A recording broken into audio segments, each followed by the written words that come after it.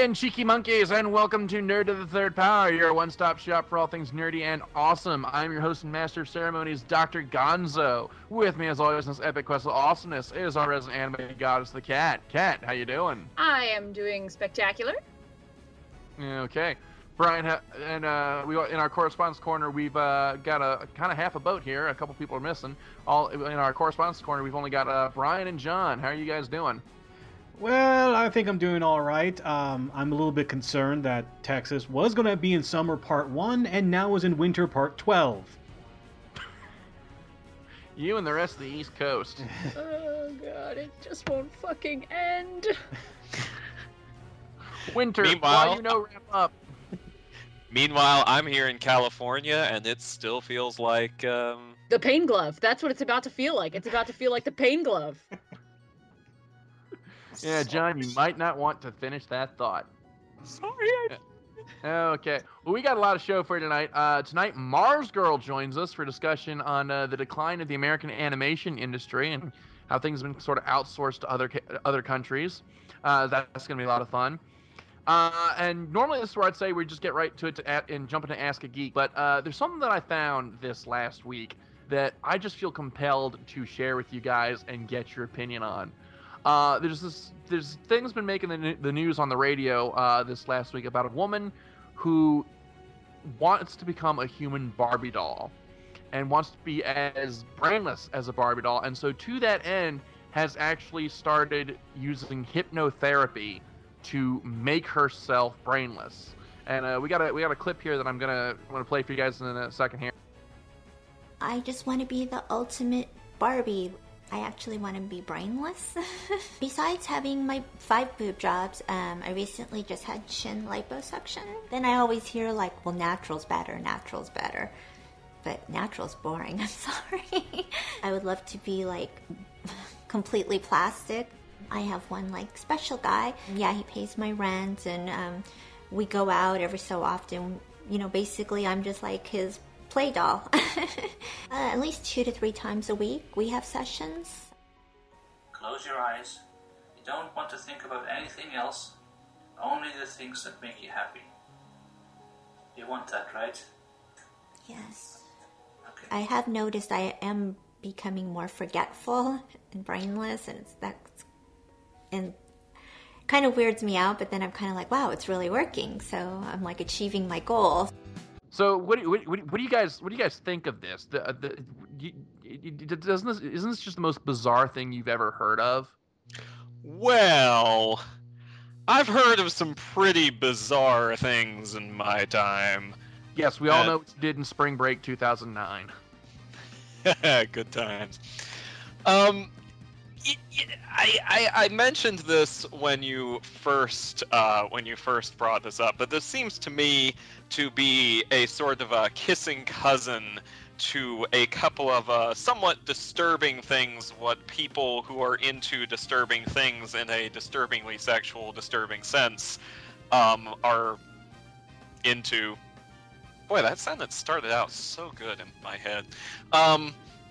This sounds like a kissing cousin to these 2 fetishes of which I have become aware, and a part of me wishes I could become unaware of them, called bimbofication and dollification, which are exactly what they sound like.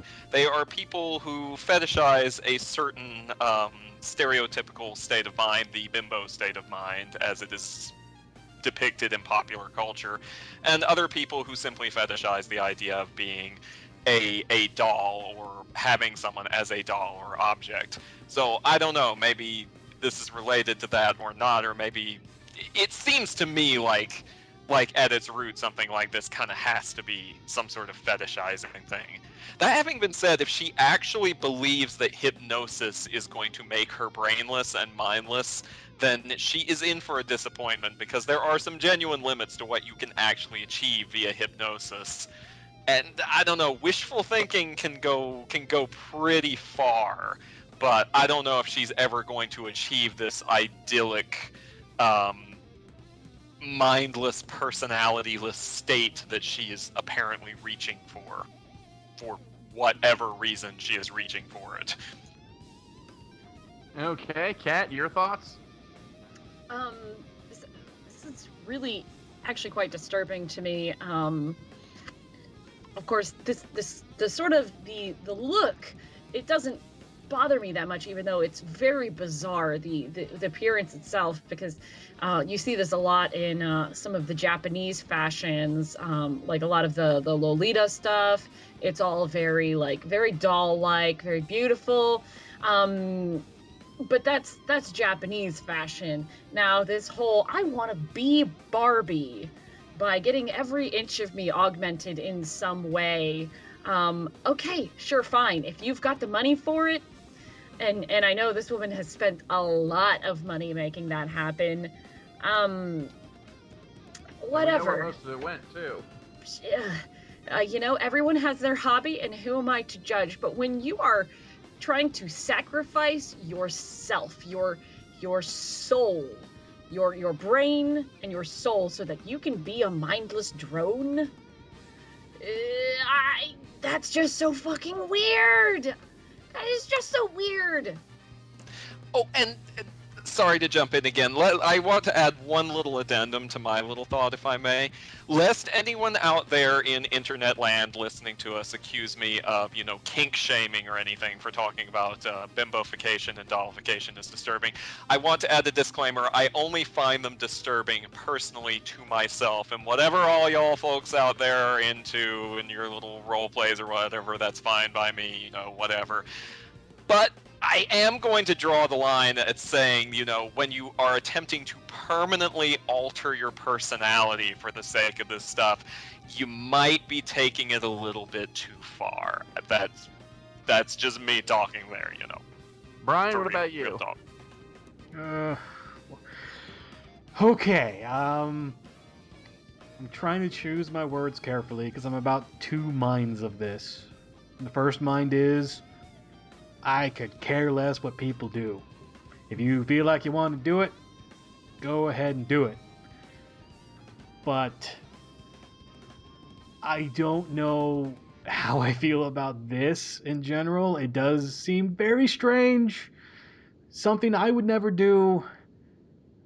I don't understand where it comes from. But because I don't really understand, I'm just going to say, hey, this exists. Goodbye.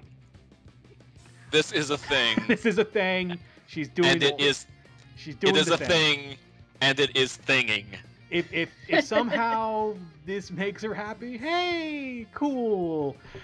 I'm going to be in the corner for a while. Well, you know what? I am of one mind of this, and that is that I really have only one thing to say about this woman deliberately trying to damage her mind and her intelligence for the sake of essentially becoming a doll, and that is to quote the mighty Kirk Lazarus from Tropic Thunder and say, "You went full retard, and you never go full retard." So, but yeah, that's sound off in the comments. I want to hear your thoughts on this thing here. So yeah, but like I said, we got a lot of fun. We got a lot of show up ahead, so we're gonna jump right into Ask a Geek, and let me gather up my questions, y'all. Okay. Our first question here comes from Katie, and she asks, excuse me, she's been catching up on all our shows, and she's just listened to our last Golden Bacon show from last year, not the one that we just put out, from last year. And she asks all of us if there are any awards that we would like to take back from who we awarded them to and give them to someone that we have found to be more deserving since then. So, Kat, why don't we start with you? Wait. Go back and restart. Hold on. I'm trying to comprehend what was just asked. Time out. I believe the question is, for our Golden Bacon Awards, for past years, yeah. Is there any award that we have given out in the past that we would like to unaward and give to something else, retroactively? No. And I'll tell you why. Tell us why, Kat. Because when I do the Golden Bacon Awards, when I do my part of it, I literally spend months working on it. I probably spent 2 months working on this year's, and last year I spent about the same amount of time, and I agonize over it. Trying to figure out exactly how to make it work perfectly so that I'm expressing everything that I think without coming off as being too biased. I guess the only thing I would say would be that we do have a stipulation in the Golden Bacon Awards that says one title or whatever can't win more than one award. And there have been shows in the past that I think, were I allowed, would have taken every category. So, for example, Madoka Magica, in the year that it won, which was I don't remember what last year. I think it was last year's, wasn't it? I think it was last year. Madoka Magica, had I been given free reign, also would have won Best Animation, and it's just really fucking pretty. So I think that would be the only reason why I would change my my awards, would be if I were given free reign and allowed to allow something to win more than one award. Because in this year's I really wanted at least one more thing to go to Attack on Titan, and since I couldn't have that, I did have to switch around my awards a little bit. And again, I agonized over it. I spent like literally days thinking about, well, if this can't win for 2 categories, I have to put it to second place in something else. Something has to be first. And what was better than that? Because that show was beautiful. And so, like, again, we spend a lot of time working on it. So I'm usually, when I go into it, pretty confident in what I've chosen. Okay. John, what about you? I have a hard time remembering what I ate yesterday, so I'm not 100% sure I remember any of my Golden Bacon Awards clearly enough to say whether I would want to switch them around or not. I'm gonna say, because I do kind of somewhat remember the awards that I gave this year, as I wrote and recorded them in like an alcohol-fueled haze. No, I'm just kidding. It wasn't an alcohol-fueled haze. By the way, if you ever send me another drunken recording again, you are fired. And this is the guy who had this play Never Have I Ever. But I kind of sort of remember those awards, so I'm going to say for this question, ask it of me again after Maleficent has actually come out, because that will determine whether or not I decide that retroactively I should have made the Lego Movie my most anticipated movie. So it's a cop-out, but, I'm using it. Okay. Brian, what about you? I'm going to go sort of all around the table in that no. When I write up and I read and I look at the books that I do and I award the books and I award the authors and I award the artists, I mean it. At that point in time, that is what I mean. That's how I feel. And I don't like the idea of looking back and going like, well, no, maybe it shouldn't have, or maybe because this happened now, he shouldn't have gotten that then, or they shouldn't have gotten that then. I don't like that, because it's usually, for me, it's at that time. So I will usually defend my my choices almost to the death. Not all the way to the death, because I'm kind of a wuss like that, but almost to the death. And you'll defend them to the mostly death. Yeah, to the mostly death. Okay. So and it's always sort of how I feel, and I don't like the idea of changing so many things, because that to me feels like you're being flaky about how you actually feel about something. So no, I don't want to change anything that I've made in terms of awards and who I've given them to, though. I still have to apologize to Gonzo, because I'm pretty sure some of my choices this year is going to get some hate mail, so I apologize.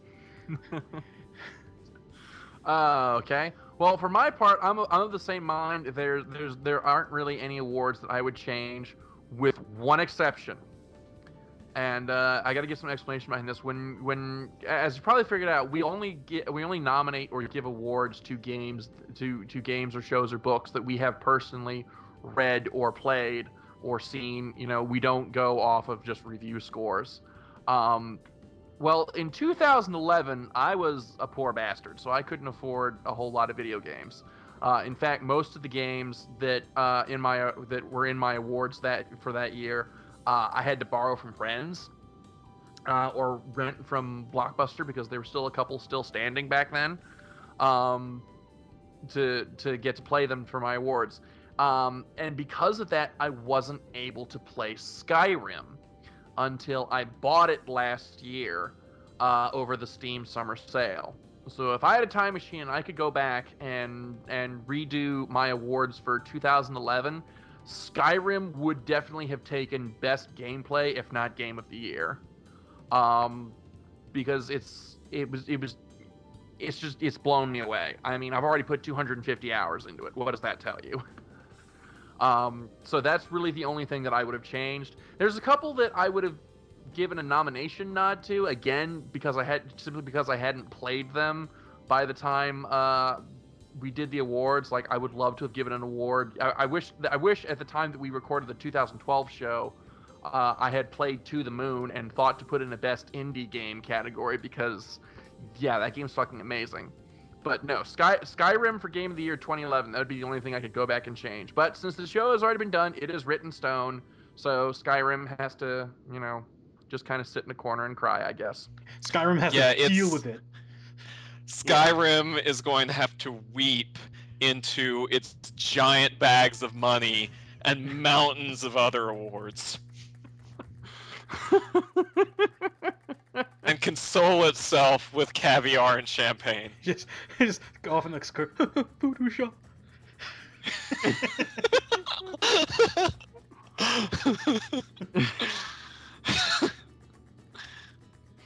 Oh, yeah. Okay. All right.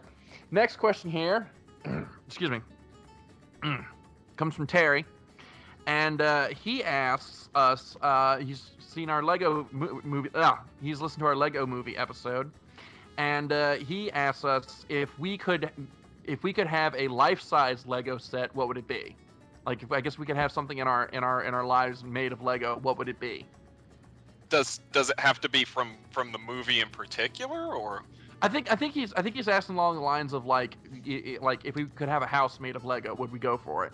I interpret the question as if we could have one of the existing Lego sets life size, what would it be? Okay, well, we'll go with that. So, Kat, what about you? Harry Potter castles, come to me. She wants to live in a Lego Hogwarts. I do so badly. You don't even know. I'm starting to get a picture. with a Lego Gandalf, or excuse me, Dumbledore, or Dumbledore. Y'all gonna have to write this down. Well, I gotta remember it, cause here we go. I would also take one of the Lord of the Rings sets, easily. Okay, all right. John, what about you? This is gonna be a toss-up for me because Lego has made a Batcave playset, and everybody wants a freaking Batcave. But they also have this fun little set, this fun little series called Monster Hunters, where they have monsters and the people who hunt them, as the name kind of very self-explanatory. I don't think you can go any further. Very subtly implies. And there's the Lego vampire, and he has a Lego, his name is Count Vampire, and he has Count Vampire's castle, and you guys know how I am about my vampires, so yeah. It would have to be one of those two. It always comes down to bat something for me. Bat vampire, bat cave. Bats. Okay. Brian, what about you? Well, I'm going to tell you this, is that when I saw the show, the pre-show beforehand, I saw a guy actually had made a life-sized X-Wing completely out of Legos. It wasn't working, unfortunately, but it was life-size, and it was amazing to see. And also, there is, in fact, a Lego house.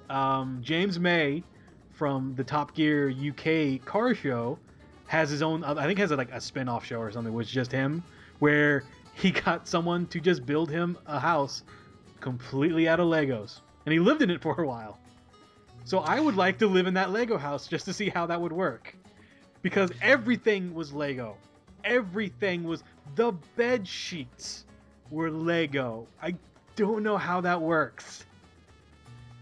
I want to know if the plumbing was Lego. The whole thing, they said the whole thing 100% was Lego. I think except for the plumbing, because they didn't have the correct piping for it, but it had running water, had electricity, had everything. It was insane. Hopefully it had really plush, thick carpets, or else you could not have walked barefoot anywhere in there. That's always something to be concerned about. Okay. Oh, jeez. I'm gonna go with the Lego X-wing. That would be my if I could have a life-size X-wing made out of Lego, that would be amazing. You know what's even better than a life-size Lego X-wing?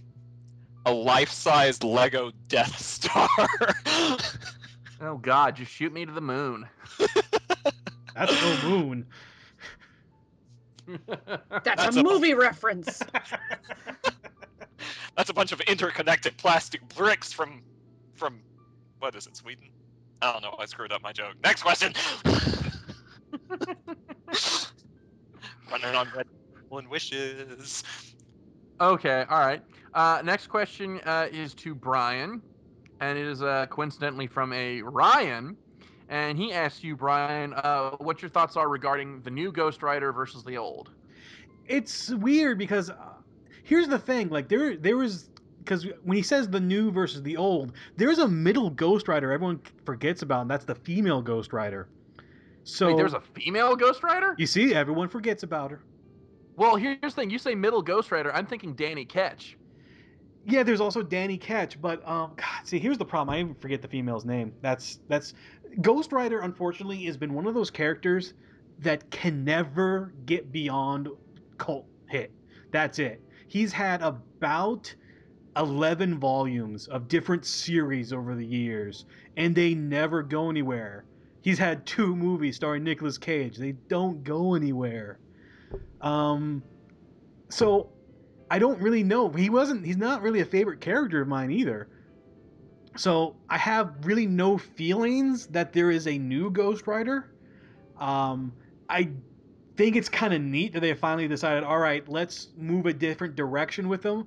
So he's a little bit of a younger character. He doesn't have a motorcycle, but he has a really Fast and Furious-esque car.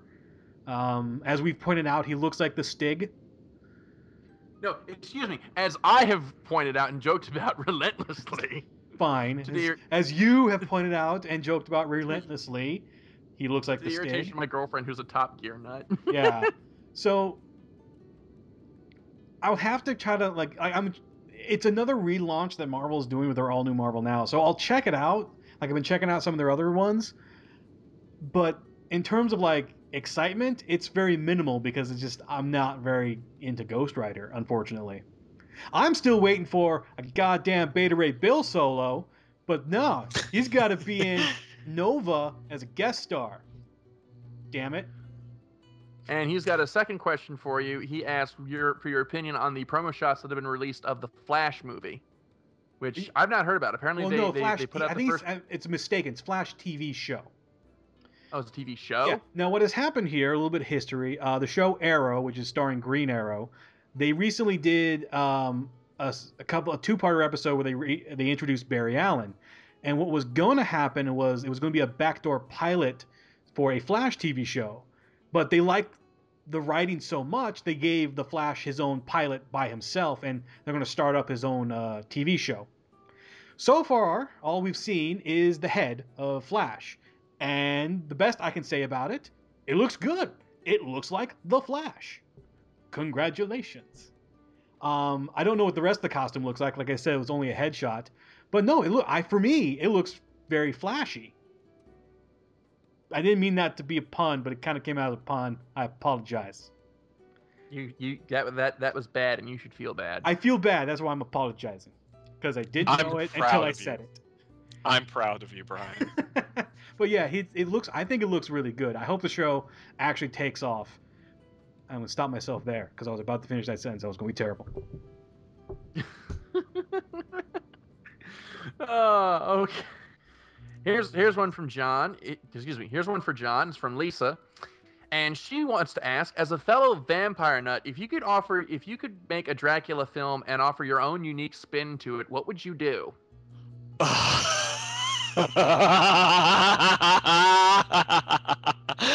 I stay up Guns nights with thinking about this. janitorial staff. We're gonna need some paper towels in case I think John here just spooged. I stay up nights thinking about this. Okay. First and foremost, there is one aspect of Dracula, of the Count, from the original novel that is virtually never touched on in any of the film adaptations. It's kind of sort of flirted with in the very inappropriately named Bram Stoker's Dracula from the 90s, but it's not really gone into in depth. And that is the fact that when Jonathan Harker meets the Count at the beginning of the book in his castle in Transylvania, the Count is an old man, but he grows younger as he feeds on blood. And when Jonathan sees him again in London sometime later, when he first sees him, old man, white hair, white mustache, sees him in London, young man, black hair, black mustache, and apparently he's also grown a beard in the interim. And he freaks out because, suddenly he realizes what's going on. Well, he starts to realize it while he's still in the castle. So, with that in mind, I would get the greatest still living actor who has ever portrayed the Count, Sir Christopher Lee himself, back onto the set, back into the Cape to do the early scenes in Transylvania in the castle, just for a couple of days of filming because, he's kind of getting up there.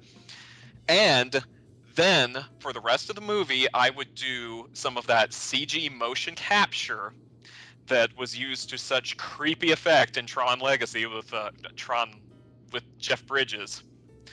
And I would reconstruct a gradually younger Christopher Lee for the rest of the movie.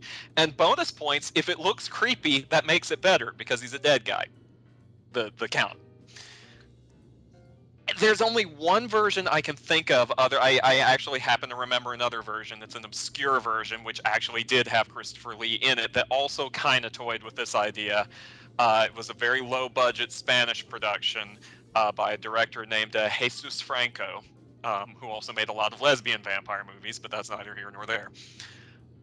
And if you look for stills of Christopher Lee from that movie, from the early parts of that movie, they actually gave him the mustache. He looks almost perfectly like Bram Stoker's description of the character from the book.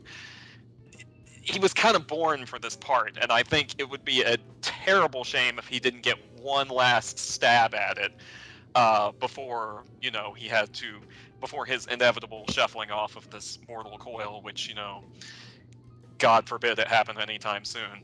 But that is the number one thing I would do right there. I would definitely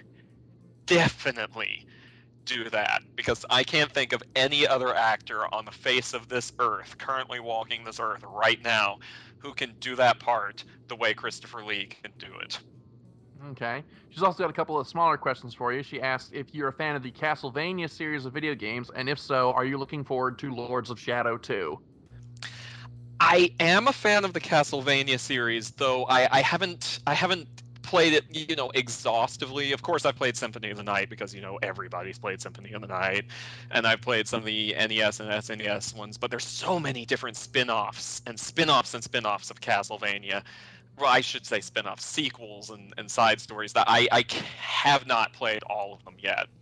But I've liked it since I was a kid, and one of the ones I haven't gotten around to yet is actually the original Lords of Shadow from a couple years ago. Oh, you need to play that. See, I understand that the reasoning behind doing a reboot, behind doing a relaunch, because as somebody said somewhere, not even Konami understands the timeline anymore. It's so convoluted. The Castlevania timeline makes the Zelda timeline look, conservative and sensible. But I couldn't quite get myself very psyched up for it. Well, I wanted to do it, but just kind of, it was one of those things I just never got around to. So I'm kind of neutral on Lords of Shadow 2 until I have finally gotten around to Lords of Shadow 1. Oh man, see, I think as a vampire, as a Dracula fan, you'd be all over Lords of Shadow 2 because you're actually going to get to play. This is the one where you get to play as Dracula and you're fighting Satan, which is the most metal thing that could possibly exist in the history of ever. And correct me if I'm wrong. Is Satan still voiced by Patrick Stewart? No, Satan wasn't voiced by Patrick Stewart. Oh, Patrick Stewart did. See, here's the thing. If I answer that question, I give away the ending to Lords of Shadow 1. Oh, right. Okay. Well, never mind then. So, I've had a fair number of spoilers about it. Like, I already know that, Gabriel, Dracula, blah, blah, blah. I already know some of the spoilers for it, which I don't overly mind, but... well, I know Patrick Stewart is returning for the second game. So, okay, that's good enough for me. That's good enough to interest me, because I'll watch and/or play just about anything with Patrick Stewart in it. As God just intended. on principle. Because Patrick Stewart is amazing. So that's all the time that we have for Ask the Geek this week, and ordinarily this would be where I would launch into headlines, but we decided to do something a little different this time around. So, Kat, what did we decide to do this time? Well, we are going to do something a little odd. It's going to be really fun. So what we're doing is an opposite of Ask a Geek. It's not even actually opposite of Ask the Geek. We're going to ask you guys questions, and we're going to ask each other questions instead of you guys just asking us. We have audience participation. Yay! Yes, we want to ask you a few questions and hear what you think. So we've assembled 10 questions here that we think are really good that we want to ask you guys and get your answers on. And you guys will write out your answers and email them to us at billysmith@channelawesome.com. And we'll pick the best answers for each question, and we'll do a whole episode of just reading your guys' thoughts. So this is your chance to make an episode of Nerd to the Third Power in your own weird, twisted way. But no, it's going to be a lot of fun. We got some really good questions here. So the way this is going to work is I've got the 10 questions here. I'm going to read them out. We're also going to include them underneath our YouTube feed. So if you listen to this on YouTube, if you click see more, you'll see the questions along with, the normal credits, who does our music and stuff. And we're also going to post them up on the Facebook, which if you are listening to this on That Guy with the Glasses, there's a link to our Facebook underneath the feed. So yeah, there's plenty of places where you will be able to find these questions. And you'll write out your answers and send them to us through the email at billysmith@channelawesome.com. And then in 2 weeks, we will be reading out the best answers and doing a whole episode on them. So yes, here are the questions in question. That's kind of redundant, but okay, whatever. Here are the questions. Number 1. What movie, game, or cartoon do you think most embodies the culture of the decade it was made in? So, for example, what is the most 80s movie ever made, or the most 90s video game ever made, or the most 2000s cartoon ever made? What most embodies the culture of the decade in which it was made? Number 2, do you buy comics in single issues, or do you wait for the trade paperback, and why? Number 3, what is the best video game nobody's heard of? So what's an obscure video game that you really enjoy that you think doesn't get a whole lot of press? So what's the best game nobody's heard of? Number 4, which characters would you like to see the Marvel Cinematic Universe take on next, aside from the ones which have already been announced and or hinted at? So you can't say Doctor Strange because he's already been hinted at. So, like, for example, John, for reasons known only to himself and God, wants to see another Howard the Duck movie. Suffer. Because, sorry, go on. Because John is fucking nuts. By which I mean that he is insane and not actually fornicating with legumes. Number 5, what is the next anime series that's going to get reanimated and made closer to the manga? So, for example, they've already done Full Metal Alchemist. They made Full Metal Alchemist Brotherhood. They're apparently doing the same thing with Sailor Moon with the anniversary this year. So what is a anime series that you'd like to see redone closer to the manga? Okay. Number 6, what franchises would you like to see go away? Excuse me. Got a bit of a cough there. But yeah, what's an anime, cartoon, or movie, or film, or video game franchise that you think just needs to be put to bed for a while? Number 7, what was the greatest video game console ever made? I think that question is self-explanatory. and why? Number 8. What character in an anime, movie, TV show, or video game did you start off hating and then later like? So, Kat, what do you mean by this question? I just asking this question as an excuse to talk about Game of Thrones and Jaime Lannister. Who apparently Kat hated at the start of the show, but now apparently loves. He fucks his sister. How could you not like him? And then I don't know. Anyway. I'm sorry. Did you mean how could you like him? Or are there questions we need to be asking you? I did fuck up saying that. Kat, yeah, and it's not getting edited out. We're leaving that in. That's okay. Well, Kat, are there some things that you need to tell me about your family life? No, but I could talk about Jaime Lannister's Austrian accent forever. Okay. So yeah, number 8. What character in an anime, movie, TV show, or video game did you start off hating and then later grow to love?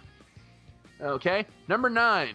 What properties would you like to see made into a comic or manga? For example, I think a Doctor Who manga would be interesting to see. We're assuming that it's going to be done well and not, horrible like the Return to Labyrinth manga, which we will speak no more of. And finally, number 10 is a twofer. What kind of collectible merchandise do you collect? Like trading cards, figurines, what have you? And if you buy figurines, do you prefer posable figures or do you prefer sculpted statues?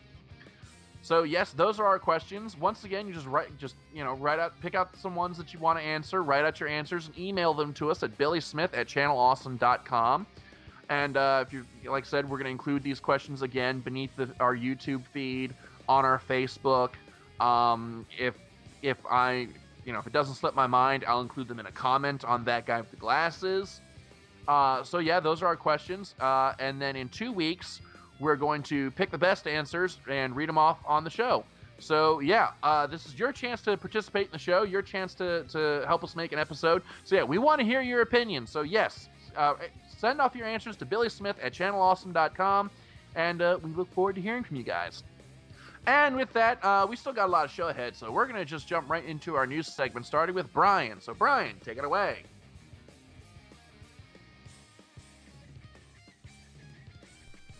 Well, thank you. This week in the Multiverse headlines, I only really have one major headline and sort of a follow-up to it, but it is a doozy. Amazon.com announced that it has reached an agreement to acquire Comixology.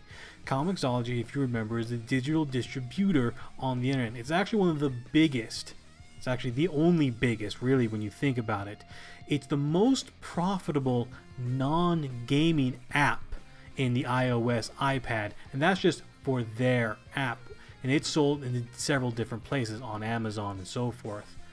Now, we're not really sure what this means just yet. We do know for a fact that in the acquisition, Comixology will still be remaining its whole self. It's just going to be a now arm of Amazon.com. But obviously there will be some integrations, though we don't know how big they are yet, with the technology, especially guided view technology, which is something that the Kindle and the comics that come with the Kindle do not have, by the way. That could be one of the reasons why it's being brought on. There's several different theories going around about why this is going to be happening or what may be coming from it. One of my personal favorites is that a lot of times with Amazon.com, if you buy a CD from them, you'll actually be able to get the CD be downloaded to your computer right then and there and have your own digital version, DRM free, by the way. I would actually like to see that incorporated with graphic novels. I buy the graphic novel and I can get it immediately, but I also still have the physical copy for my bookshelf at home.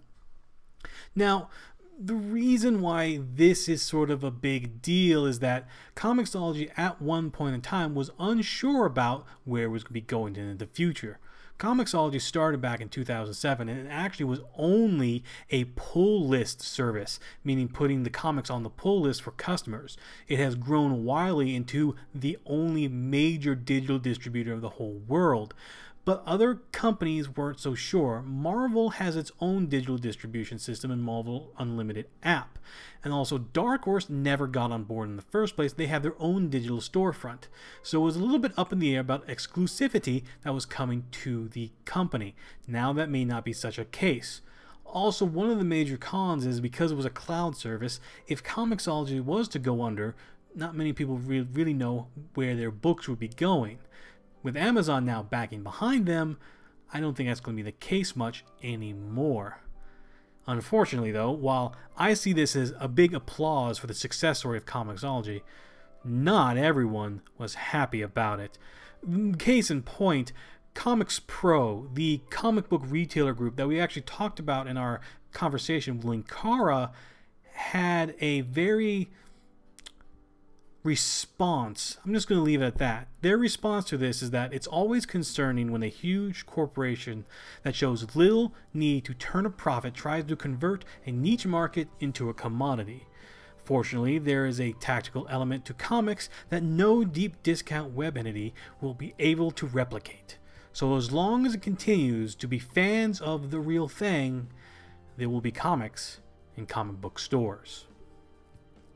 The last line, there continues to be fans of the real thing, has got to be, and this is straight up an opinion and doesn't match anyone here on the Nerd to Their Power podcast, has got to be one of the dumbest things I have read in a very, very long time.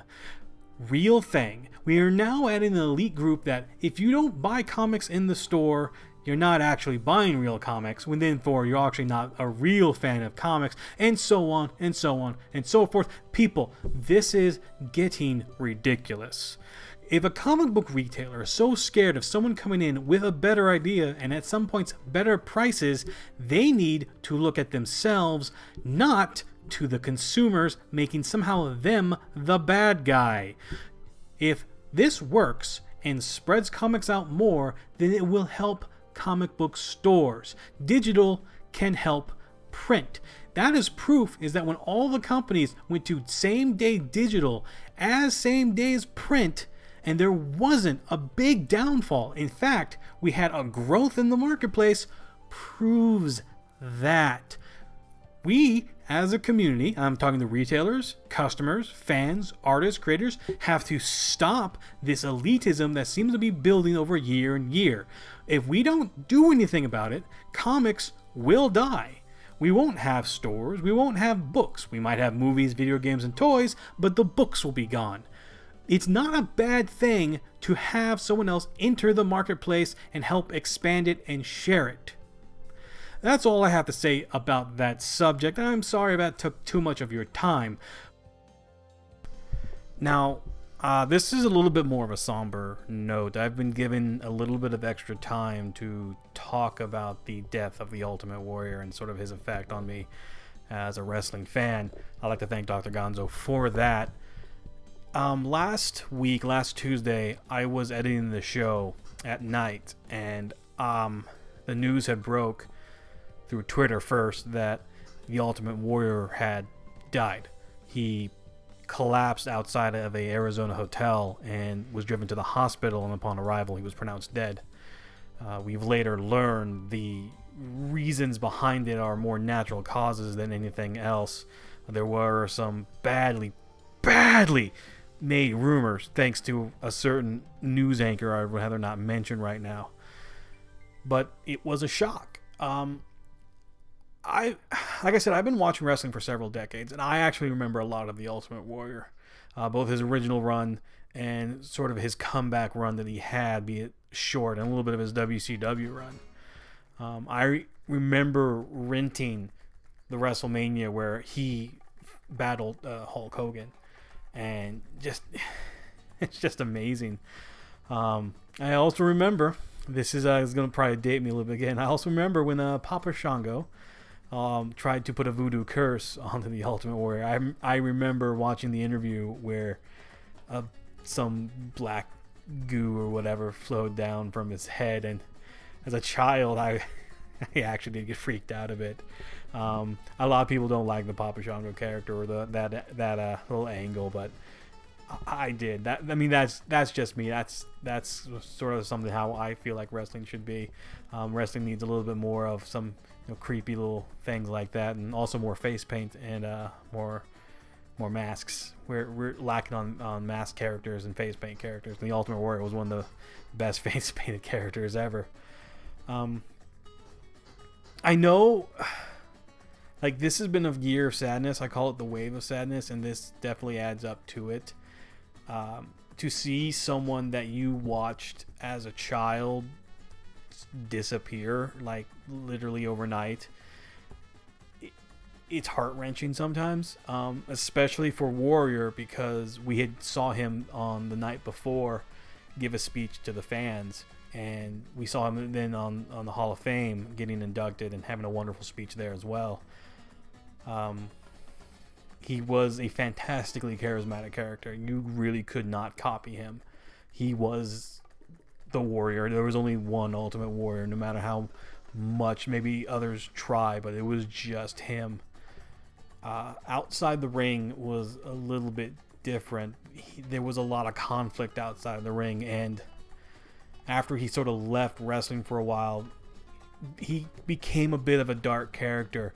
He said a lot of things politically that I don't agree with. I know a lot of people don't agree with, and it was really shocking to hear him say that.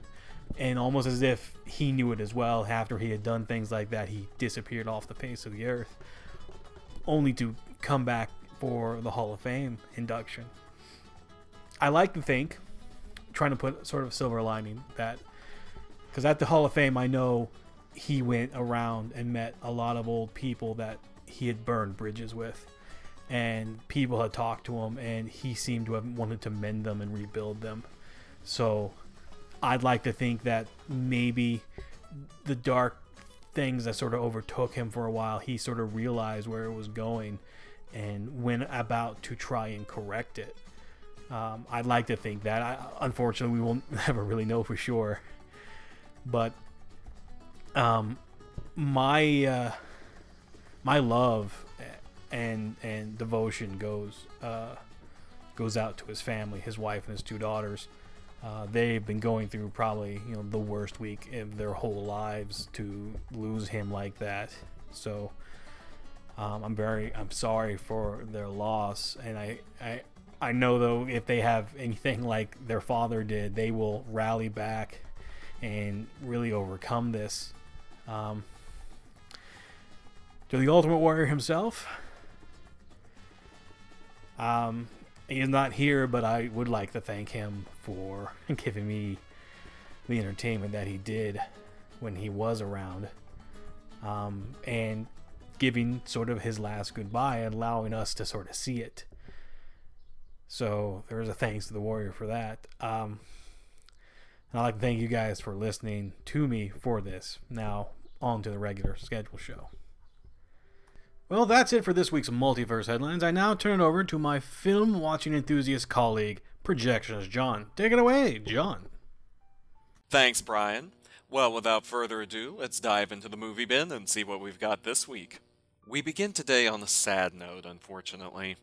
It's nothing new for me to be reporting on the death of a performer in Hollywood, but without exception so far, my headlines have focused on, well, human beings. It's easy for people to forget about the animal actors of Hollywood, despite their integral contributions to many a beloved blockbuster. Some managed to make a deeper impression, however, and such was the case with a horse named Blanco, more recognizable to our listeners as Gandalf's steed Shadowfax. Blanco had apparently been suffering from a prolonged illness for some time now before being euthanized last week. His trainer, Cynthia Royal, assured fans at the One Ring that, quote, "We gave our all to aid in his recovery. We spared no effort nor expense," quote unquote, and that his last days were peaceful. Royal is currently accepting donations to help cover Blanco's medical costs. Moving on to some more upbeat news, it seems that the X-Men movie franchise is thriving over at 20th Century Fox. There are talks of several solo movies for different characters in the franchise who aren't Wolverine, including a possible Jennifer Lawrence-led Mystique movie and another bad boy fan favorite character, Gambit. But who would be the ideal choice to play the card-carrying Cajun? Well, according to producer Lauren Schuller-Donner, it would be none other than Channing Tatum, and Tatum seems to agree. He is currently in talks to take on the role, though whether he will be appearing in the X-Men Apocalypse movie or a standalone feature or something else entirely is currently all speculation. As for Tatum, he seems quite eager to tackle the part, describing Gambit as, quote, the only X-Man I've ever loved. I mean, I've loved them all, they're all great, but I guess from being down south, my dad's from Louisiana, I'm from Mississippi, Alabama, Florida, I don't know, I just related to him. He also added that he would, quote, die to play the part, and he's really hoping that it all comes together. Personally, I think Tatum could possibly knock it out of the park, but it's too early to speculate on any of that yet, so as I all too often say, we'll just have to wait and see. I'm going to shift gears here for a second for a story that defies my usual segue powers, and talk about a very large and often underestimated portion of moviegoers, people of faith. Christians, specifically, who are spending a lot of money on religious-themed movies lately. Of course, everyone already knows about Noah, which has grossed quite a lot worldwide despite some of its bizarre content, which is not, incidentally, completely made up out of whole cloth, as some reviewers have suggested. A lot of Noah's imagery and ideas come from esoteric sources such as the Kabbalah and the Ethiopic Book of Enoch. The more you know. But fewer people have been discussing the more traditional Son of God, or the indie flick God is Not Dead, both of which, while far from Hollywood's definition of a blockbuster, more than made up for their initial investment. Not everyone has failed to take notice, however. For instance, did you know that former presidential candidate Rick Santorum has his own independent film distributor? It's called Echo Light Pictures, and it specializes in Christian flicks. And they're apparently trying a rather novel approach to their business model. Instead of trying to get their movies to debut in theaters or releasing them straight to video, Echo Light is going to start opening their movies in churches. This is a brand new approach to distribution, and it's definitely going to be interesting to see how, or if, it works. I guess we'll find out if the Santorum stratagem, yes, I went there, is successful when their next film, Hoovie, opens later this year. And finally, we end on a topic which is about as far from American Christian movies as you can possibly get. Cinemax softcore porn films. While premium cable channels have become known in recent years for producing original content, back in the old days they were largely famous for their late-night nudie flicks. Perhaps none were so infamous for this practice as Cinemax, often colloquially referred to as Skinemax. And it appears that even though it and channels like HBO are still trying to revamp themselves as havens for riveting dramas, they're still not above putting on some late-night titillation. Most people don't pay much attention to these sorts of movies, but right now there's a lawsuit going on that might force the entire film industry to give more thought to how it handles both the topic of nudity and contract negotiation, and more importantly still, on-set sexual harassment. Actress Anna Lee Green was signed to an episode of a Cinemax series called Femme Fatales, where she says she was bullied and harassed on set to take off her clothes and perform simulated sex on camera. The production company has responded to her suit by claiming that she failed to bring up any problems she might have had with the episode's content and nudity requirements during the negotiation process, and also claims that she signed a nudity rider into her contract. It's a complicated, bitter dispute, but in the end it comes down to a question of how far production can go when it comes to making someone honor a contract if the performer turns out to be uncomfortable with what they're being asked to do. If a judge rules in Green's favor, it could have many repercussions for the way business is handled in the industry, not only in cheesecake films, but in Hollywood as a whole, as it would force the whole film biz to reevaluate the way it negotiates contracts, and would give a considerable chunk of power back to actors in general and actresses in particular. Oh, you can bet I'll be keeping you updated on this story as it develops. And I guess that's it for your movie news. Back to you guys. And that's all the headlines that we have for this week. We're going to take a quick musical break. Marz Gurl joins us for discussion on the decline of the American animation industry, and that's going to be a lot of fun.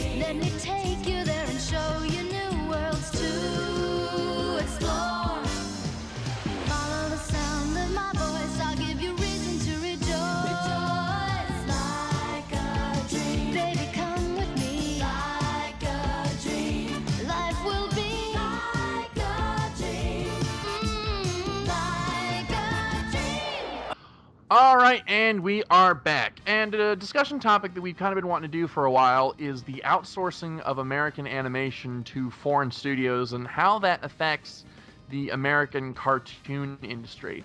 And here to provide some guest commentary on that is that guy with the glasses' very own Marz Gurl. Hi, guys. Who has done extensive study on subjects such as this. So, Marz Gurl, it's great to have you back on the show. Thanks for having me once again. It's been a long time, but I'm glad to hear you guys again. Glad to have you back.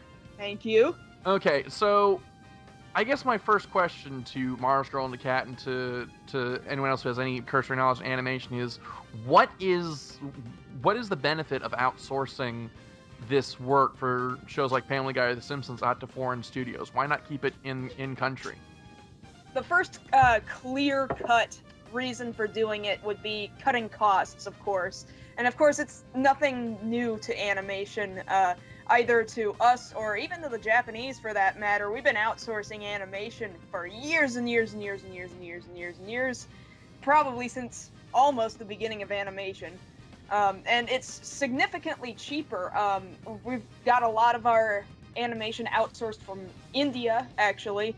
And what could cost a full-length feature movie here in the States $100,000 to produce, it instead costs only perhaps $20,000. Like, those are some significant numbers. And so to an animation studio, it's like, well, geez, why wouldn't we outsource? But now, has it always been this way? Because I remember, like, back in the days of, like, the early 30s when cartoons were kind of getting into their prime, the days of, the old Bugs Bunny and Woody Woodpecker cartoons, most of the animation was done here in the States in dedicated animation studios. What do you think was the turning point where that changed?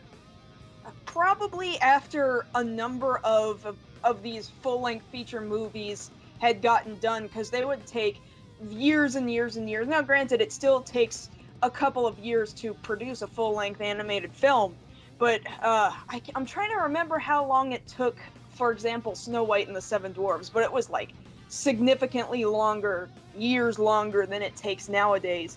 And yeah, we had these dedicated animation studios. I think for a while, over in Florida for the Disney World theme parks, what used to be what California studios used to be MGM, whatever that theme park was.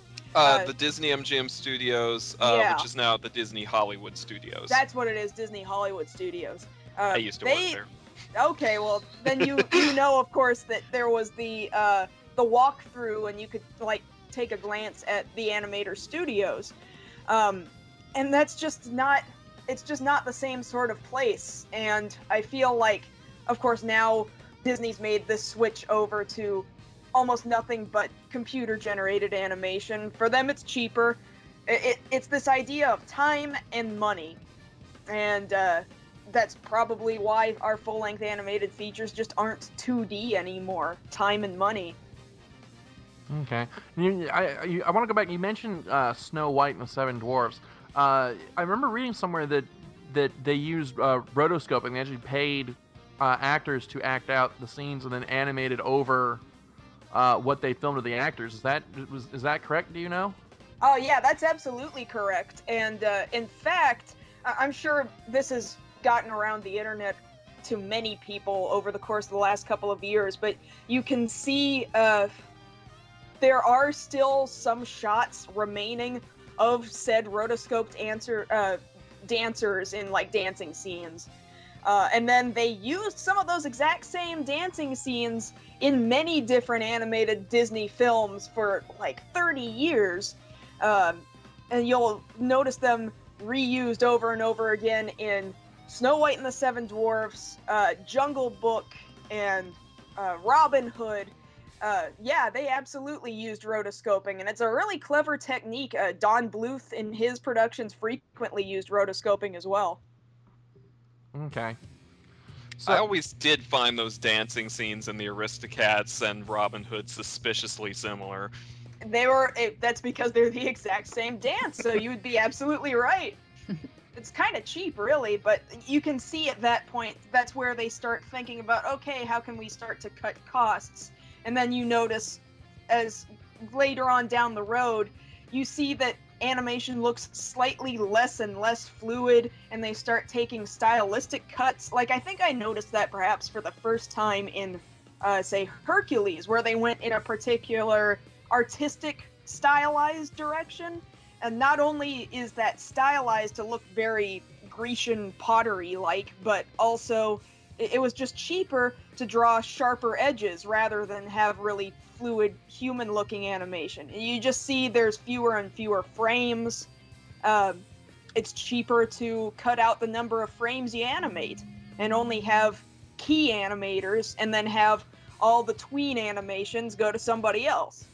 It's also kind of funny if you look back with the old the Max Fleischer cartoons. You could see where there was just doing animation, and then all of a sudden, boom, rotoscope would sort of happen because the characters' movements would just be drastically different and way more realistic. Oh yeah, those Max Fleischer animations are just amazing. Quite an amazing sort of. You just dissect it, and you can almost see, oh, this is exactly what they were thinking of using in these different scenes.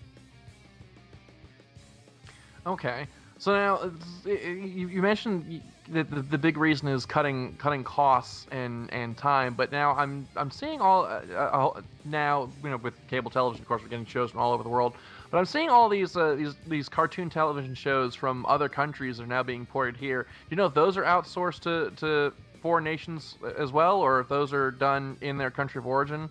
Like in a lot of cases, they outsource too, especially in Japan. They outsource to South Korea. We've been known to outsource to South Korea too, especially during our, afternoon and Saturday morning television shows. But Japan does it frequently, and it's kind of funny now. In, let's say, the last 10 years, because it's gone up exponentially in the last 10 years out of Japan.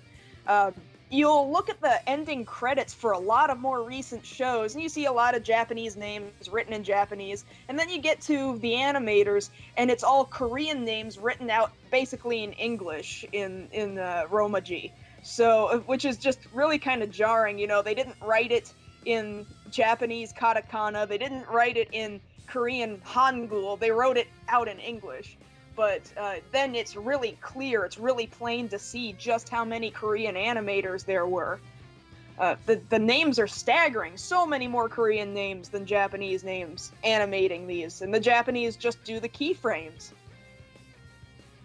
Okay. This is actually one of Japan's big issues right now, that their government is actually trying to help keep animation in the country because it is so much cheaper to do it in Korea. And it seems like they're starting to move to the Philippines too, where they set up programs, or they're trying to set up studios specifically to keep some animation in the country, because a lot of people are afraid that they're going to lose all of the talent that the country has, and the country has immense talent for animation. So they're trying to ensure in some way that they are keeping some animators groomed in their country. But those efforts are not nearly enough to make up for how much is getting outsourced, because it's just cheaper. Mm-hmm. It's much the same situation with the visual effects industry in the U.S., which is kind of a sort of a relative of the animation industry. There's been so much trouble with visual effects being the visual effects artists being underpaid and working under crazy conditions and deadlines. And now the big issue is that a lot of them are being outsourced much the same way that animation has. And there's a big push to try to, pass tax incentives, at least in the state of California, to try to keep it in the U.S. and try to keep these people from basically losing their jobs. I mean, it's really crazy.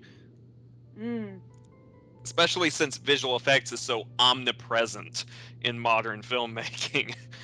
Right, it's basically animation in its own right in a lot of cases. Pretty much. I mean, at this point, there's so much CGI effects in so many of these big blockbusters that, in my opinion, for some of them, the line between animated movie and live action movie is starting to get thinner and thinner and thinner. Oh yeah, I noticed that especially in Man of Steel, because there are moments where it went from live action to going, oh, I see you ripped this out of a video game. And clearly there's animators in video games too, so... Okay. So would it be almost correct to say that there is no real American animation industry anymore because so much is being outsourced? We're getting closer and closer to that point, I would dare say, because I mean that's part of the reason why we no longer have a 2D branch of Disney's studios anymore. I mean, there's the occasional 2D thing on like the Disney Channel, but let's face it, that's all basically Flash animated. No, they're not always using specifically Flash or anything, but it's the move either to outsourcing or it's the move to computer-generated animation. And those are both far cheaper options.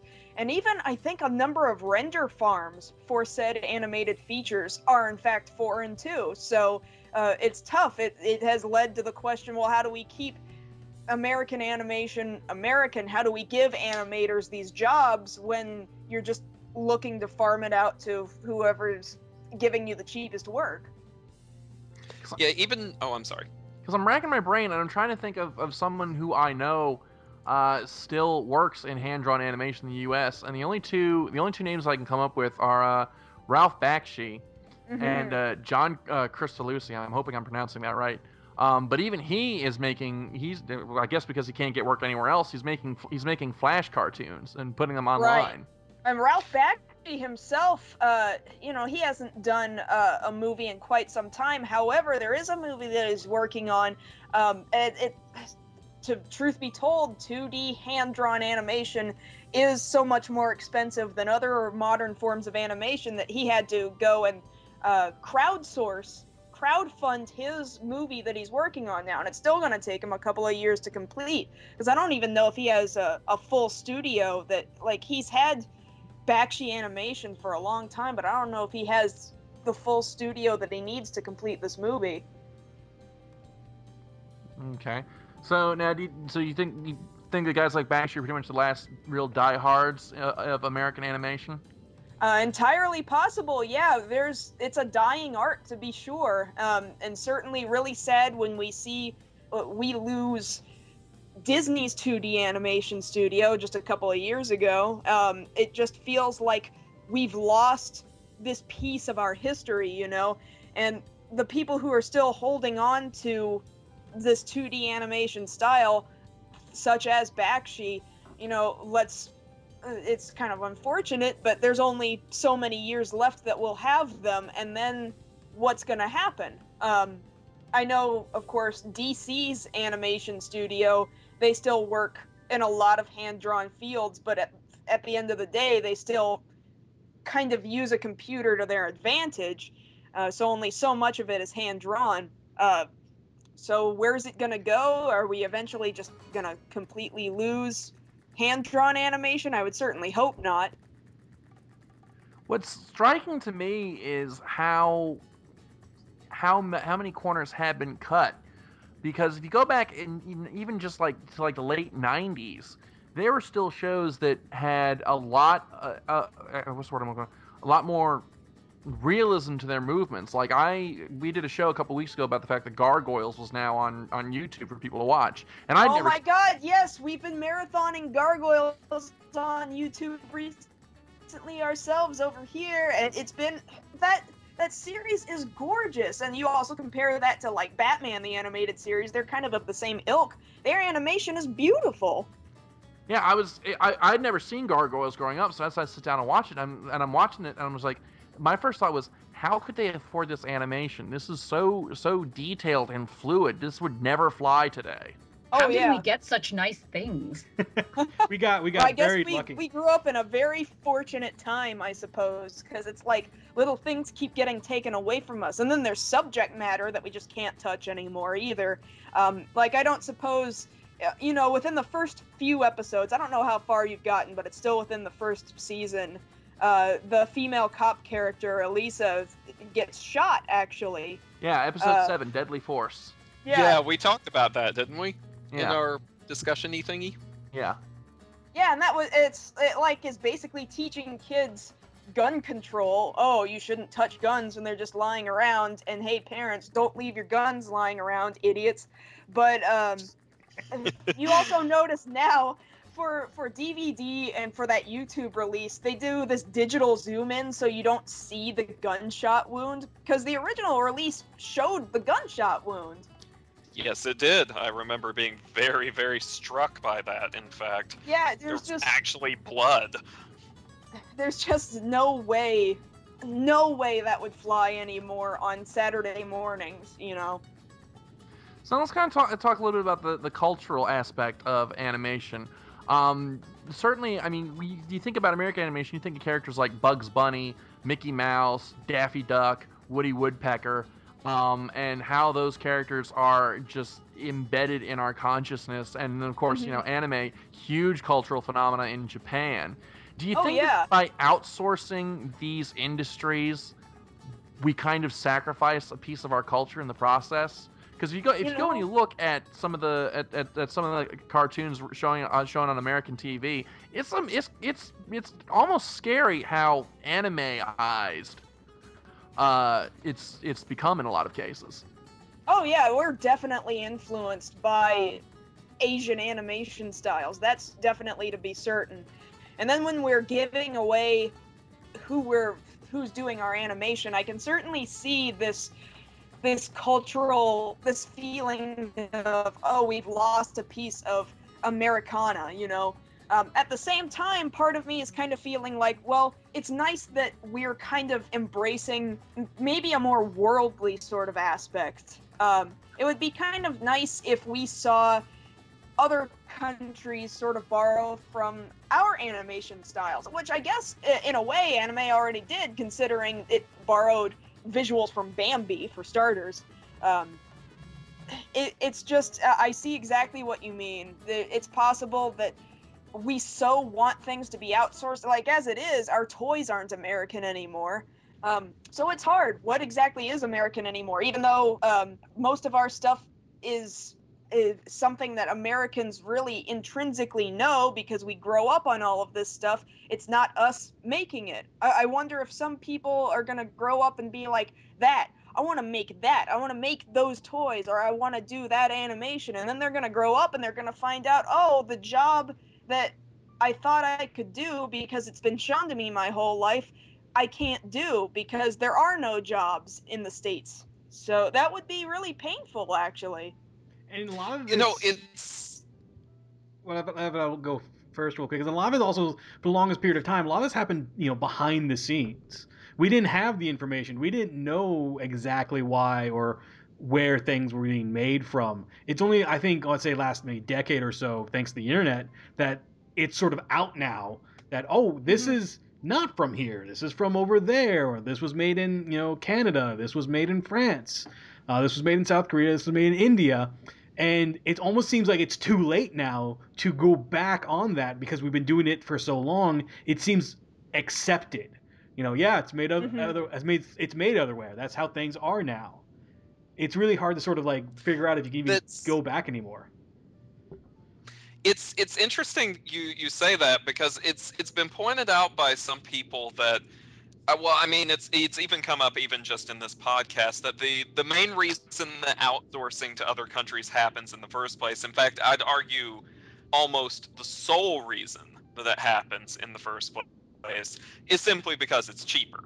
And, you know, businesses of any sort, animation or otherwise, are all about getting the most result for the least cost. And it's been noted that as, you know, years go by, that the software to create movies and edit movies and shoot them, and the hardware even, has steadily been getting cheaper and cheaper and cheaper, which is why we have such a huge explosion in things like, you know, YouTube videos and internet critics, reviewers, and such. Am I right? Do we have those? You know, that's why we've seen such a rise in these things, and it's just going to continue. So I find it interesting to contemplate the idea that all of this software kind of sort of killed off 2D, but as the software keeps getting better and as amateurs keep getting better at using it, it may be interesting to see. It may actually come right back the other way around, and it may start getting cheaper for people to do it here again. We're actually seeing another trend that way in the manufacturing industry. There are a lot of people who are predicting that 3D printing may actually get so sophisticated within the next decade or so that it's going to become cheaper to start making stuff here than it is to have it made in a factory in China. And so we may see a huge cultural, or at least a huge business shift towards money coming back in here. Still not going to mean too many additional jobs because the machines are going to be doing most of it. But it's going to be a big boon for the people who are making the machines and the software for them.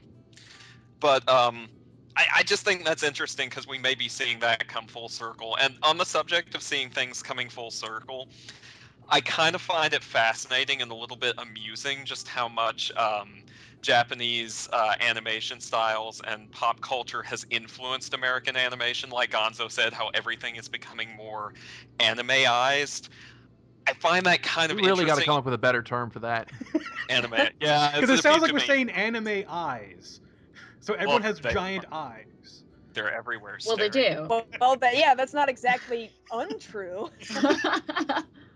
But I find it interesting that that's happening because it's kind of the reverse of the pop culture trend. America has, in the past, actually been accused of accidentally waging like pop culture war on other countries around the world because so much of our media gets exported around the world, our movies, our TV shows, that you have. That's our biggest export is entertainment.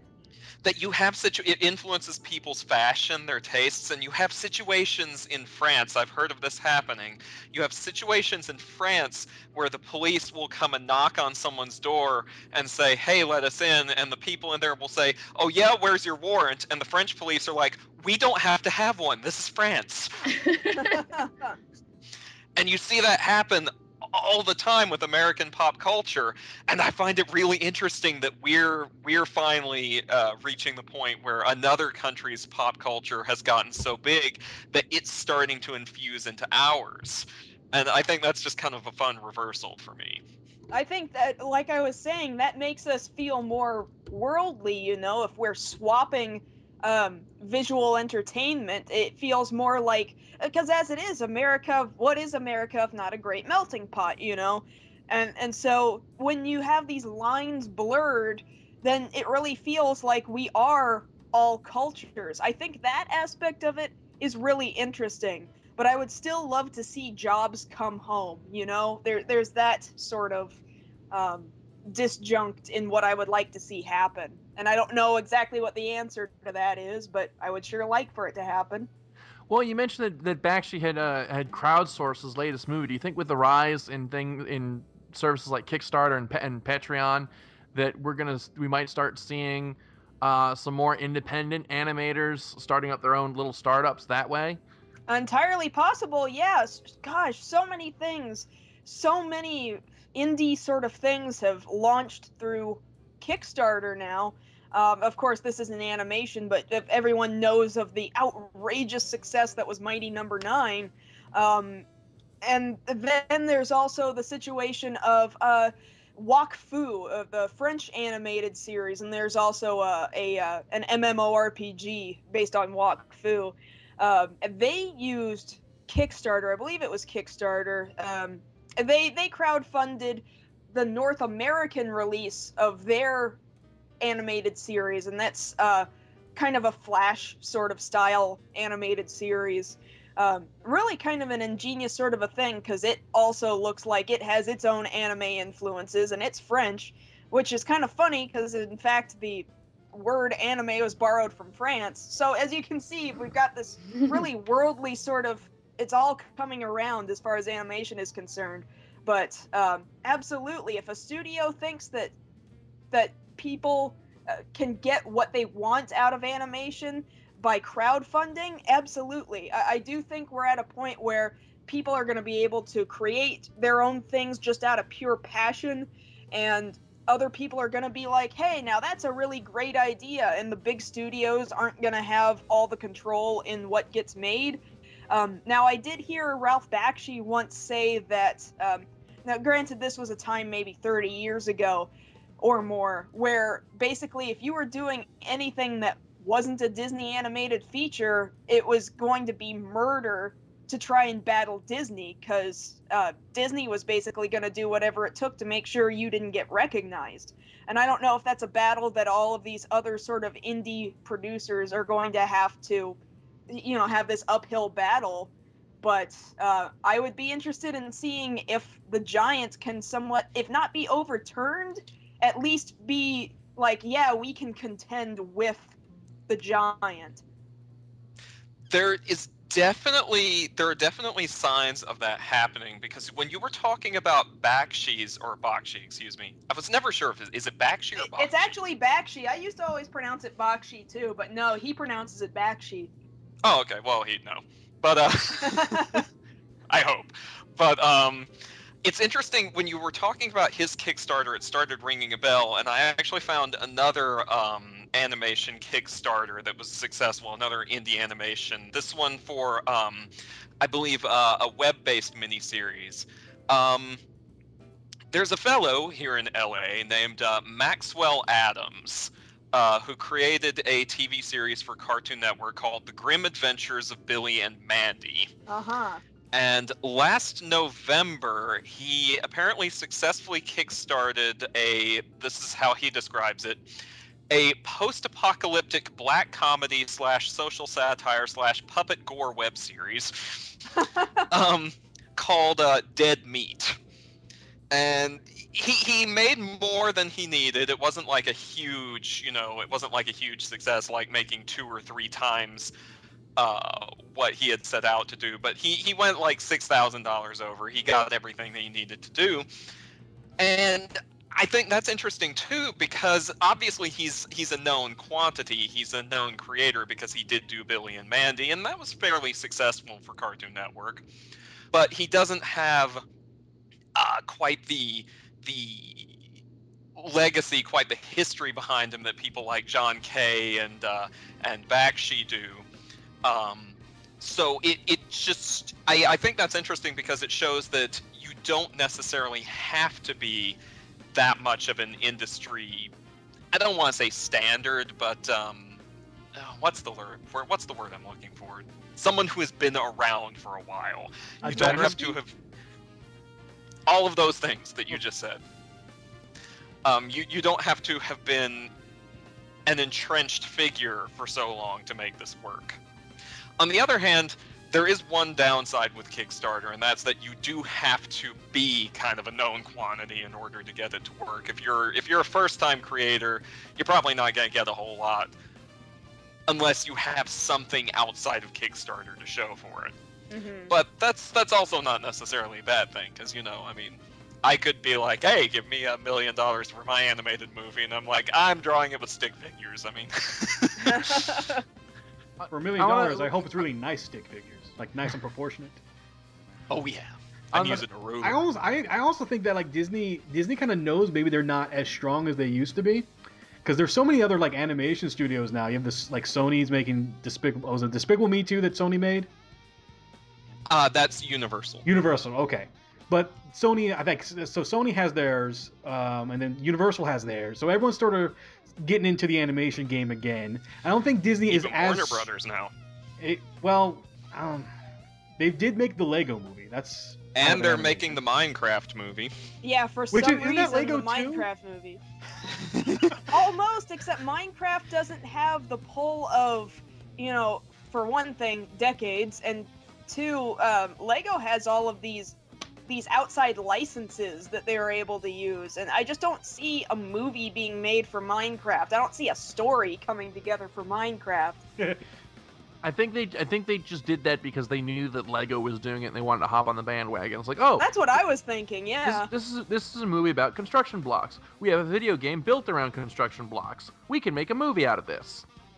Me. But I kind of want to go back to the subject of talented amateurs. This is something that just kind of occurred to me, and it's kind of leaning more towards the computer animated side of things.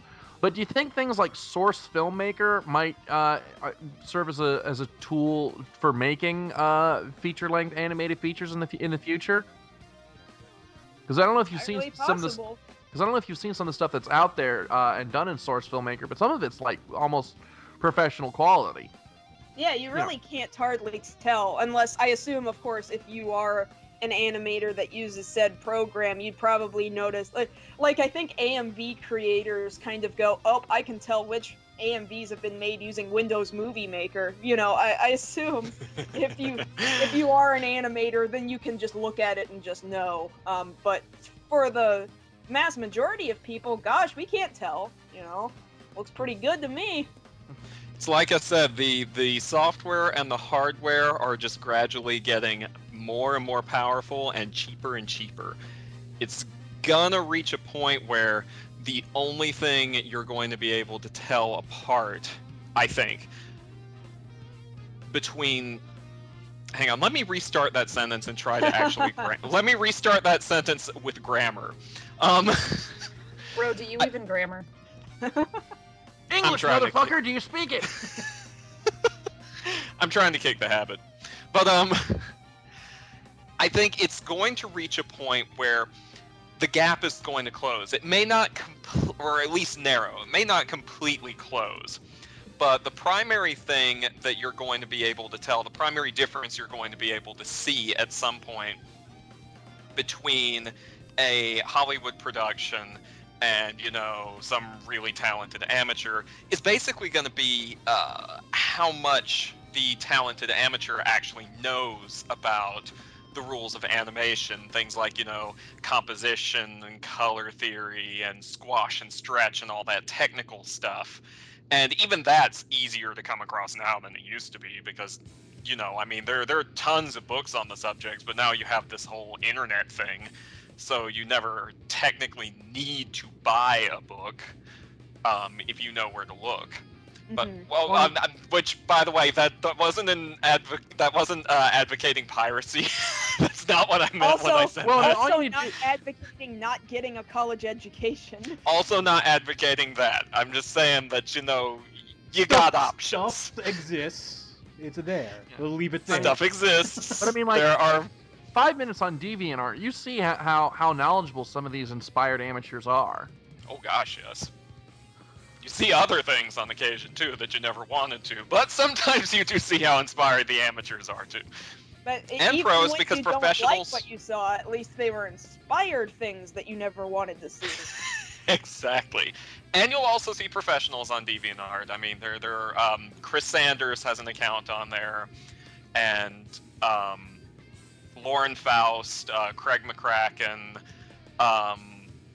other people who aren't those three that I just named. Some comic book artists actually do regular things on DeviantArt also. So yeah, the pros surprisingly go where, you know, their fans can reach out to them, which I actually think is another interesting level about the place we're at as far as technology and media is concerned, where it's like the fans feel like they're part of this system and they can reach out and they can show their appreciation or they can spout ideas, and then what we get overall is a product that more people will really enjoy, because then the creator gets to interact and say, oh, people would really like it if I did this. You can really get a feel for what it is people actually want, and not just have to take this shoveled out thing that a big major business corporation thinks that we all want.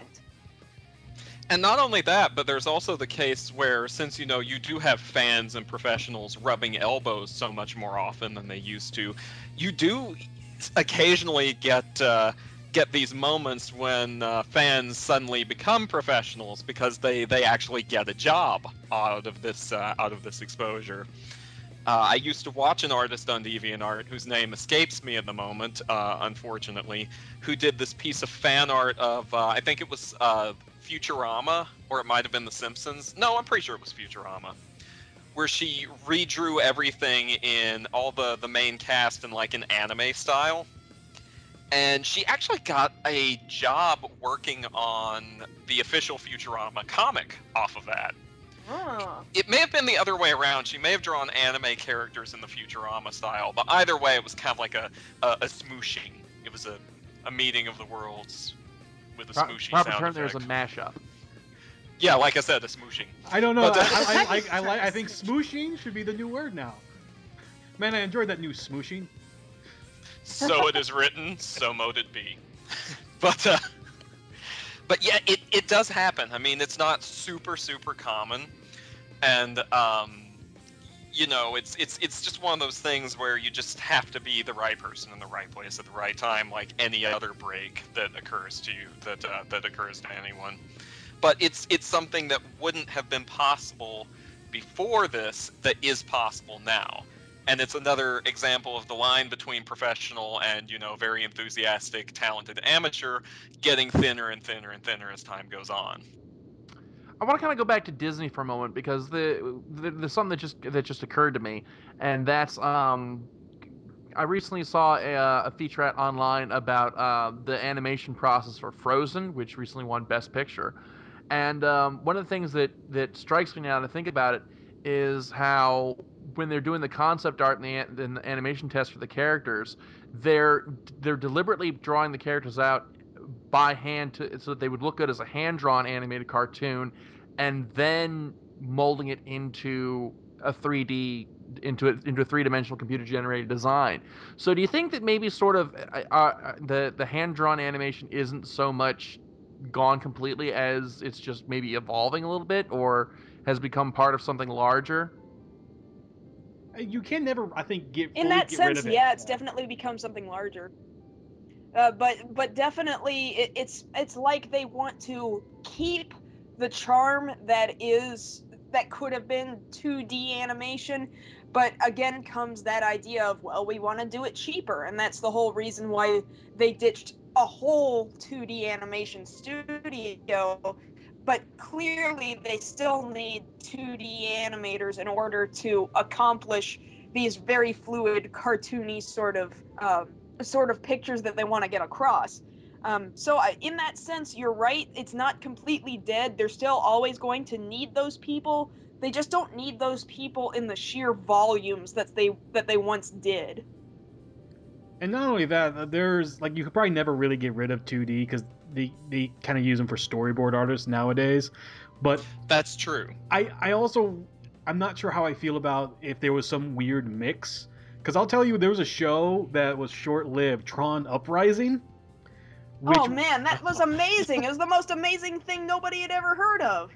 Kind of. The problem with me though is because it looked like what they had done for the character designs was they made them all 3D models, but like the faces were still 2D and just sort of stretched across the model, and it threw me for a loop several times. Yeah. And every so often the show, if you watch very closely, it'll like switch to 2D and then back again. I'm like, wait, what happened? Why did that happen? What's going on? Tron, you were losing me. Is this what happened? Yeah, I see what you mean. It was a glitch in the Matrix. Yeah, it wasn't a bad show by any stretch of the imagination, but I did sit there going, you look weird. Elijah Wood, you look weird. Why are you in this show? Well, to be fair, Elijah Wood kind of... Kat, you've been rather quiet. Anything to add to this, or any perspective from the anime industry side of things that you can add to this? I've just been having a good time listening to everybody else, actually. I thought I would not be able to shut up during this discussion, but everybody else is just talking away. It's great. I'm sorry.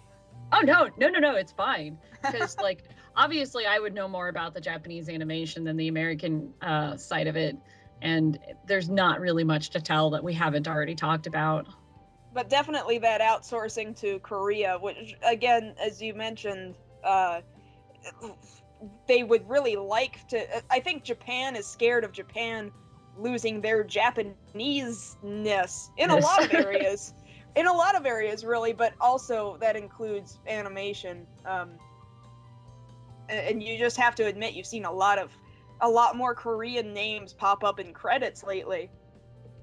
Well, it's been going on for a while because, in particular, there's this one studio named Rough Draft that I have seen credited on so many different shows over the years.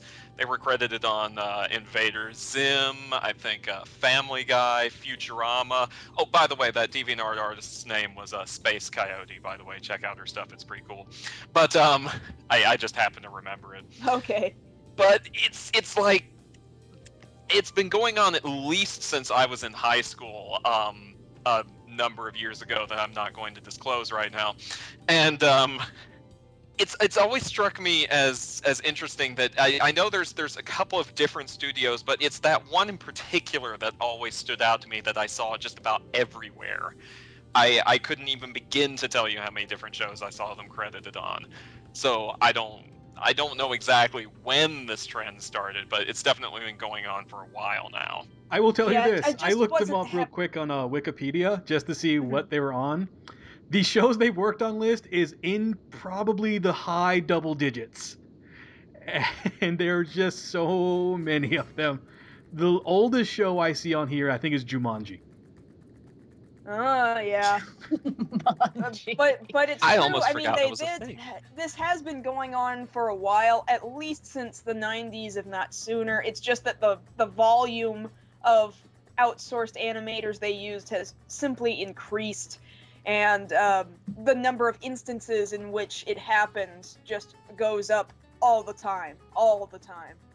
Ooh, hey, so I can bring a little history into the Japanese part of it.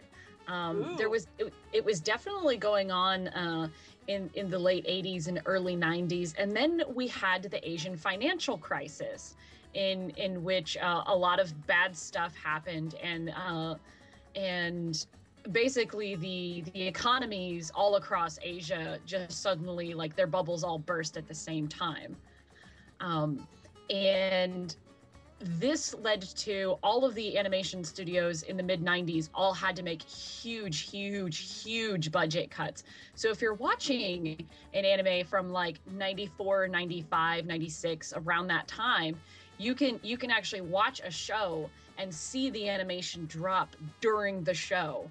And that's when all these budget cuts were taking place. And that's when they really started having to rely on outsourcing to Korea, because they didn't have any money left, because they were getting no money from anywhere, and it was until that point, I think, it was really seen negatively to outsource to Korea, because Korea would come back and give you terrible animation. The early outsourcing to Korea was really bad. It was very rough. A lot of it had to be redone for DVD releases, because the TV releases were so rough and just horrible looking.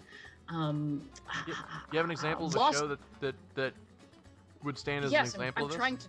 Yes, there's an anime called Lost Universe, which is it's like a sister series to Slayers, which is of course my favorite. I was actually going to bring up Lost Universe myself, actually. You have to, because of the Yoshigani episode. And they're so they outsourced so much of the animation of Lost Universe, and when they outsourced it, they basically handed them character designs and storyboards, but they didn't have any like real dialogue, and it ended up being terrible. And there was an episode that was animated so badly that the title of that episode became synonymous with bad outsourced animation. You can picture like lots of rather than doing real hand-drawn frame-to-frame animation, lots of sliding instead. Sliding overlaid the sliding of the cell top. stuff? Oh. Yeah, that's one hated example that. of one way to just kind of cheapen out. And that's really about the same era that actually America came in and basically saved the anime industry at around that time, because if we didn't start finding these different TV shows and going, hey, these actually look cool, and then we started catching the bug, the anime bug, the Japanimation bug, shoot, we saved it. I would absolutely agree with that. It's funny because this isn't nearly as egregious an example as that, but I was thinking of another example of something that you know, Rough Draft has this huge list of credits, and they're considered pretty professional since so many people go to them. But even they, even after doing it so many years, can still screw something up. There's this one episode of Invader Zim, and I wouldn't even have realized fully that this was unintentional if I hadn't listened to the commentary, where the script called for Zim and Dib to be standing on opposite street corners from each other and having this shouted conversation over all this traffic, where the gag is that Zim can't hear what Dib is saying because of the traffic. And in the finished version, you know, they have the audio, they have the sound of all the cars, and they have them screaming at each other, and Zim unable to hear him, and the studio did not put any cars in the scene. At all. Wait, and this actually made it to air that way? Not only to air, but to DVD, because Jonan thought it was funnier. So they're just standing across from each other in a completely deserted street with all these traffic sounds and screaming for no reason whatsoever. Well, Jonan Vasquez is insane, so I guess that makes a twisted kind of sense. What about people taking their taking hand-drawn animation, putting it online? Like you've already mentioned that John Kay is doing Flash cartoons, although in his case that's probably because he just can't get work anywhere else because no one will fucking touch him. But do you think that there might be a future down the line with maybe like Netflix or Hulu might have some exclusive hand-drawn series? Ooh, that's a possibility, considering how well, for example, the TV series House of Cards did, just as a Netflix-only series. And heck, it was nominated for so many awards for being a TV series, and it wasn't even on TV. So, which I still say is cheating.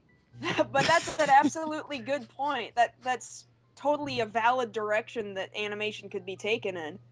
Netflix. It could, except. Oh, sorry. Let me talk. No. It could be a valid direction for hand-drawn and 2D animation to go, but I doubt it because eventually they're going to stop teaching it in college. I just don't think in a few years art schools are going to continue offering courses on it, and people are going to get good enough to produce something like a full thing, like a full animated film or series or something, because there's just not enough. There's not enough talent out there because we've been whittling away at the talent in this country for years. I will tell you Pretty this much. though, because I pay too much attention to things. Hulu has like a small batch of like their own little like animated kind of shows that they have now. I don't know if any of them are very good, and the fact that no one talks about them might suggest what they are not. But also recently, Netflix picked up, I don't know how, and I don't know who asked for it, but they picked up the Turbo, the street racing snail thing. They have it exclusively for Netflix. And I don't know if that's Flash or traditional at all. Almost everything's now Flash, I think. It's funny. It was actually Turbo that I was going to bring up when Kat was talking earlier as the first Netflix exclusive animated series of which I am aware. I genuinely did not know that Turbo was popular enough to warrant its own animated series, much less a Netflix exclusive one. I will tell you this, because of the fact I have 50 billion Turbo Blu-rays at my job right now, it's not popular. It's not popular at all. Oh no. Would That's you horrible. say that the DVDs are moving off the shelves at a... Don't you dare. Don't you Don't dare. John. Oh my God. Space. Pain glove! Pain glove! Into the pain glove with you. You know what? It was worth it. I'm gonna start whipping you with nettles. I swear to God, I will. Oh God. But all right. Any other areas of this topic that we haven't covered yet, or that you guys can think of that we could take this? I can't think of anything else that I would personally add to this for the time being.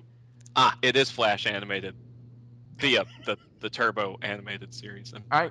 Kat, I had to look it up. can you think of any directions we can take this that we haven't already? Nope, I said what I wanted to say. Okay. So I guess in summation, what do you guys think the final ultimate fate of the American animation industry is going to be? Well, let's see. I think animation's not gonna die by any means. I think that it's time to move animation into the hands of people who are fans of animation and want to make their own good quality animation, and that's about the only way that true animation animated by American hands is going to stay alive, and I think it will happen. However, there will probably be a little bit of struggle against big media corporations and studios, just in order to get their work noticed by a mass populace. But that doesn't mean that the fight is over, and go America. America! USA. Yeah. All right, That Kat? was very beautifully put. I think the future of American animation is I don't know. I watch Japanese animation. No. I do watch American animation. I swear I watch every Disney film ever. It's really tricky to kind of make a prediction about what it's going to be, because it's like all of those other, like the visual effects, and we had a whole episode about the visual effects outsourcing. So it's really hard to say, because we're living in an age where this sort of stuff is changing really rapidly, and I don't know, man. It doesn't look good. It doesn't look good. But we have such an abundance of really creative people, and as long as we keep teaching all of the techniques, and people keep going to art school to learn about this stuff, or as long as people keep wanting to animate, then I think we're still going to have an industry in the country. I think it's just not going to be what we traditionally think of it as. So it's going to be a lot of people learning to adapt quickly to the changing of technology. So the young people out there who are very, very artistic are going to have to also be incredibly computer savvy and really willing to work with changing techniques in order to keep the industry here. Okay, John, what about you?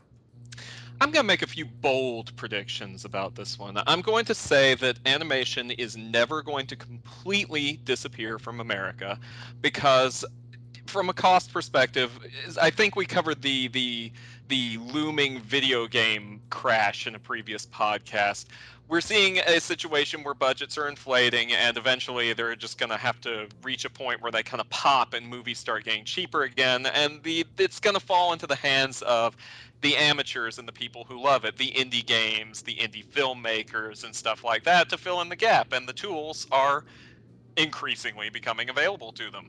So as long as they are learning how to use them, whether in a formal classroom setting or from each other, we're going to see animation continue to exist in the US, whether 3D or 2D, and 2D can still apply to Flash and CG, things like that.